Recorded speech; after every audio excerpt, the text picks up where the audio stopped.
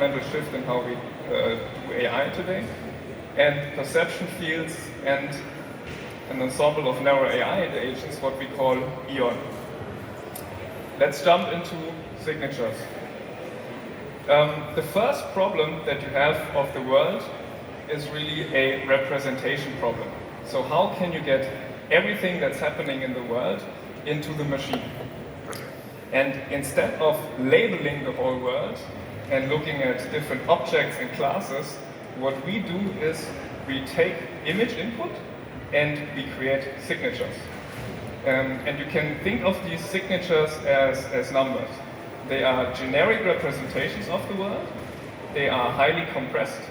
So we don't need a lot of memory and compute power to actually have a powerful representation of the world. And based on these random signatures, what our AI can do is to find interlinks, intermatches, and clusters. So you will have random signatures, and the AI recognizes patterns in these signatures. It was not yet told whether these are pedestrians or cyclists or horse carriages, but it will identify these similarities in these patterns into concepts. And you can have many different types of concepts that are not yet predefined. And when you put all of these concept signatures into a database, you have a very powerful representation of the world. So this is a fundamental shift from predefined classes like cyclists, trucks, cars, etc., to a very deep contextual understanding of the complex environment that is our world. And this you can use for then the perception tasks of a car. Once you've done that, what the whole industry is doing today is to use these labels and train their machines. This is the approach of supervised learning. So to do this in a simple explanation, what you would do is you give a machine 1 million images of a banana, and you've labeled it as a banana, and the 1,000,001th time you show it a banana or an apple, you hope that the machine also recognizes it as a banana or an apple. Okay? What we do differently is we don't tell the machine what is a banana or what is an apple. We show the machine these random images, and the machine for itself figures out where are similarities in these images. And so it can identify them into different clusters.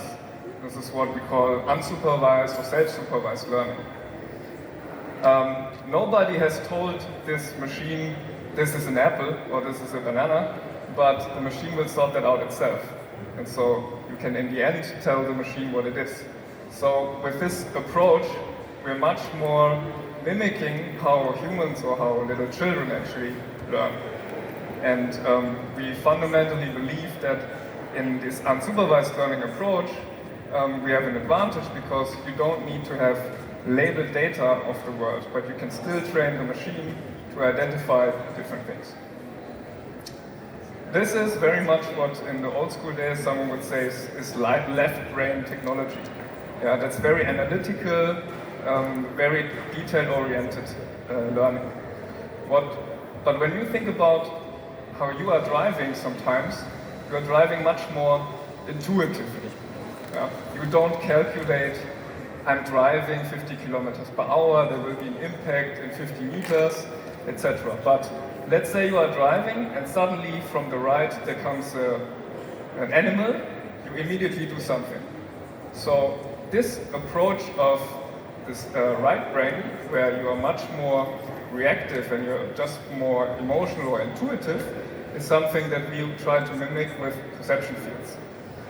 Perception fields is a technology that we train with a combination of imitation learning and reinforcement learning. And it tries to find out force fields in the video data. So you can see here, for example, that the car in front of you is braking, but you as a human didn't calculate this is 80 meters, now I should slowly push the brakes. But you sense some force field in which you say, oh, maybe I should put on the brakes. You will see similarly in this situation they put a brake on because someone was entering the door of a car. Somebody is now coming out of the car, smiling at us, and the force field from this area comes, and then you push the brakes immediately and intuitively. Yeah.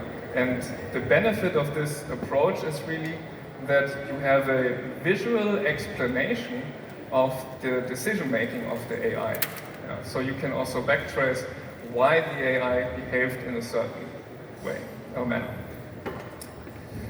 And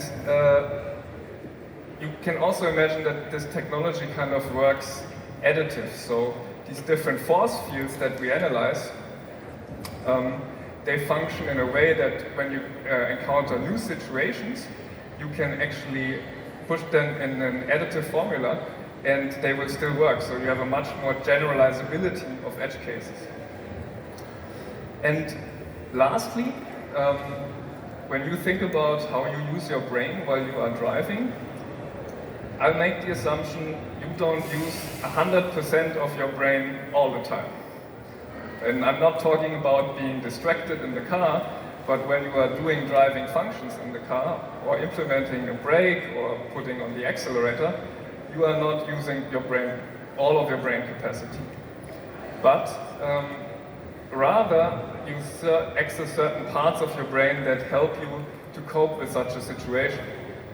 And as an example, or one of the visions that we are working towards is to mimic this behavior of the brain. So this means, for example, you have a situation as a sensor input where you see the child and the ball, and you intuitively know this is not a good situation. This is dangerous. But it's not the whole brain that does that. And now you know this is not good, I should put on my foot on the brakes. And we use a perception router that then identifies the best part or agent of your brain to perform this braking task. Because this narrow AI agent has seen the situation many times before. And this is the idea of EON, or this ensemble of narrow AI agents, to say, let's not use one gigantic network, but we can have many thousands, 10,000, 100,000, or even millions of these narrow AI agents that are very good at one specific task that they have been trained for, and that the situation is that they have already seen. And this is why we believe such an approach of mimicking only a partial access of your brain is also another accelerator for autonomous driving and how you bring these streets to a car, or how you think about human level perception. So I hope I was able to challenge your thoughts about how AI is utilized today in autonomous driving and how we can radically reimagine it to work better in the future, that we all don't need to come into the situation with these horse carriages, but that the AI in the future recognizes that. Thank you very much.